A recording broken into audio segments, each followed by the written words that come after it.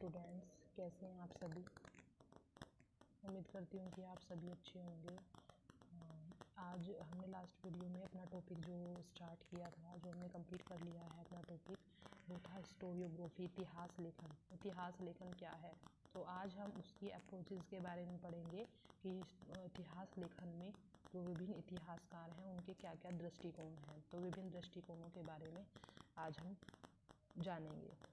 तो हम शुरू करते हैं। आज का जो हमारा टॉपिक है हिस्टोरियोग्राफी, विभिन्न दृष्टिकोण। हिस्टोरियोग्राफी में इतिहास लेखन में विभिन्न दृष्टिकोण। भारत के इतिहास लेखन में भारत के इतिहास को विकसित करने के लिए विद्वानों द्वारा अध्ययन, स्रोतों, महत्वपूर्ण विधियों और व्याख्याओं का उल्लेख किया जाता है।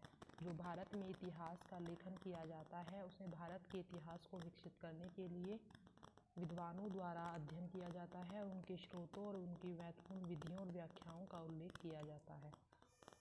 अभी के दशकों में इतिहास लेखन के 4 मुख्य स्कूल जो दर्ज किए गए हैं वो है कैम्ब्रिज, राष्ट्रवादी, मार्क्सवादी और सबाल्टर्न। ये 4 स्कूल हैं जो हाल ही में इतिहास लेखन में दर्ज किए गए हैं।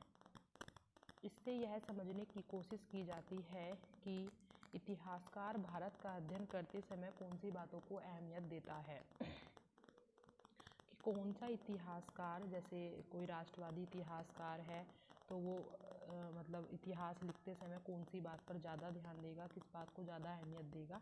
तो इससे हमें इसका अध्ययन हम करते हैं।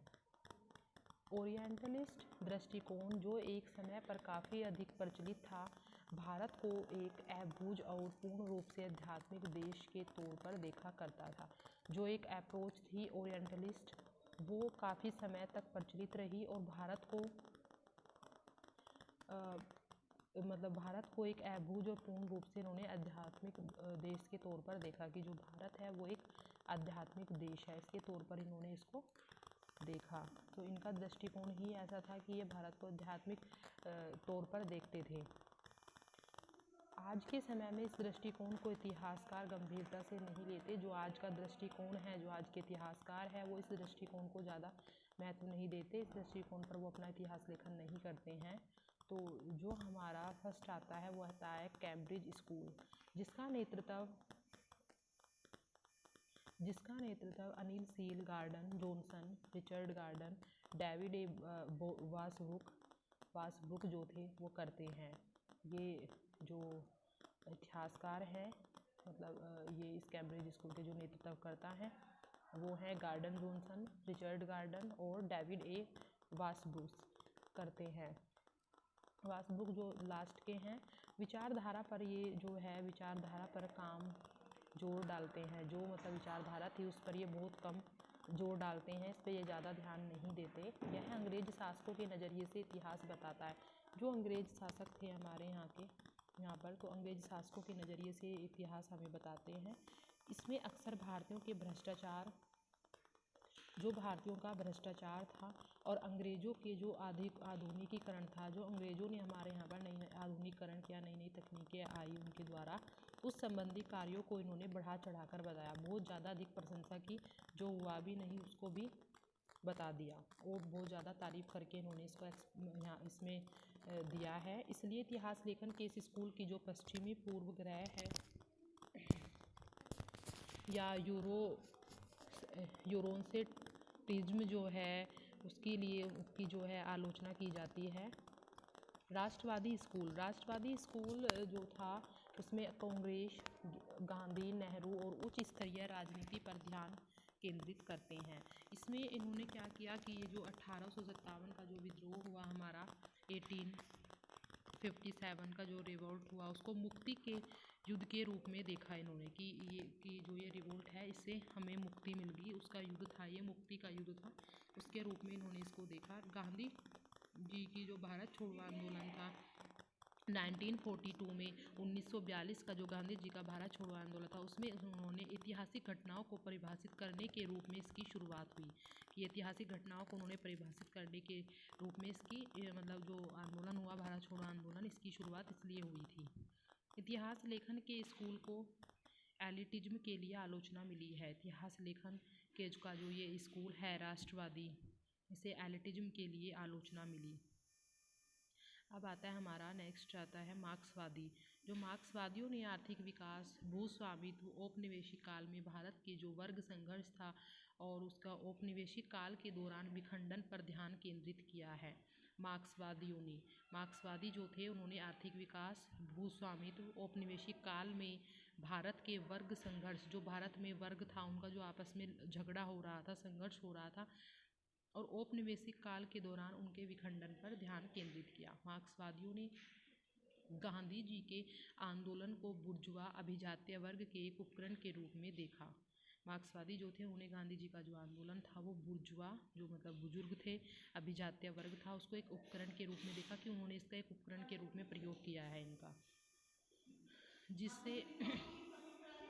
जिससे उसने संभावित रूप से क्रांतिकारी ताकतों का अपने समय के हित के लिए प्रयोग किया है।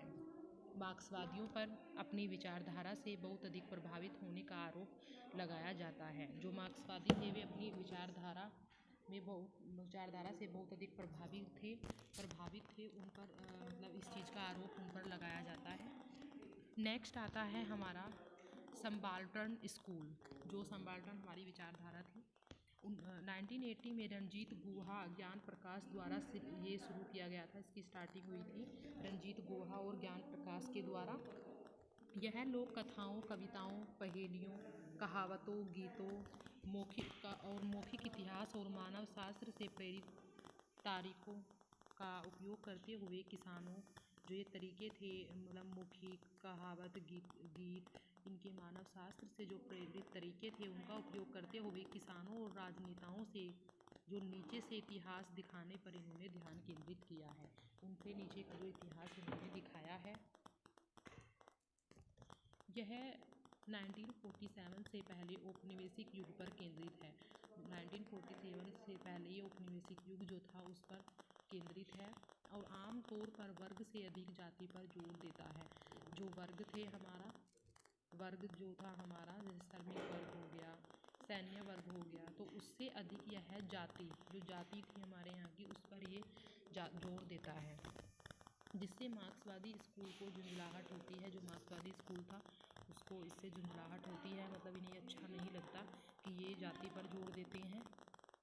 अभी हाल ही में जो हिंदू राष्ट्रवादियों ने भारतीय समाज में हिंदुत्व का समर्थन करने के लिए इतिहास का एक संस्करण बनाया है, यह विचारधारा अभी भी विकास की प्रक्रिया में है। जो ये विचारधारा है हिंदू राष्ट्रवादियों की हिंदुत्व का समर्थन करने के लिए, यह अभी विकास की प्रक्रिया में है। इसका विकास जो है निरंतर चल रहा है।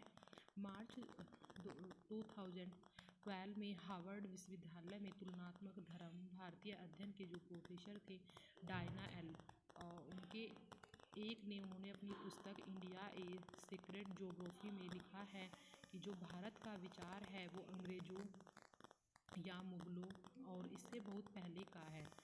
यह सिर्फ क्षेत्रीय चिन्हों और पहचानों का एक समूह नहीं था और न ही यह जातीय या नस्लीय था। मतलब कि जो हमारे हार्वर्ड विश्वविद्यालय में जो तुलनात्मक धर्म और भारतीय अध्ययन के जो प्रोफेसर थे उनका नाम था डायना एल जो हमारे प्रोफेसर थे, उन्होंने अपनी पुस्तक लिखी है इंडिया द सीक्रेट ज्योग्राफी। उनकी पुस्तक का नाम इंडिया द सीक्रेट ज्योग्राफी है। उन्होंने उसमें लिखा है कि जो भारत का विचार है वो अंग्रेजों या मुगलों और इससे बहुत पहले का है। भारत का विचार अंग्रेजों या मुगलों इससे बहुत पहले का है। यह सिर्फ क्षेत्रीय चिन्हों और पहचानों का एक समूह नहीं था। जो क्षेत्र के जो चिन्ह थे और या उनकी पहचान थी उनका एक समूह नहीं था यह और न ही यह जातीय या नस्लीय था। उन्होंने अपने इस पुस्तक में ये लिखा है। सो स्टूडेंट्स, ये हमारी जो विचारधाराएं हैं अलग अलग मतलब मार्क्सवादी विचारधारा जैसे राष्ट्रवादी विचारधाराएं, तो ये इतिहास लेखन में इनकी काफ़ी भूमिका है। इसी से हम अपने इतिहास लेखन करते हैं। अपनी एक विचारधारा को मेन पॉइंट हम अपने इतिहास लेखन में रखते हैं कि हम ज़्यादा जोर किस तथ्य पर दे रहे हैं। तो ये जो हमारी विचारधारा है इससे ही हम इतिहास लेखन करते हैं। इससे हमारा इतिहास लेखन विचारधारा से ही हम अपना इतिहास लेखन जो है कंप्लीट करते हैं। सो हमने आज इतिहास लेखन की जो विचारधाराएं थी, जो दृष्टिकोण थे, उन सभी के बारे में आज पढ़ा। तो नेक्स्ट वीडियो में हम जो इससे नेक्स्ट टॉपिक होगा उसके बारे में पढ़ेंगे।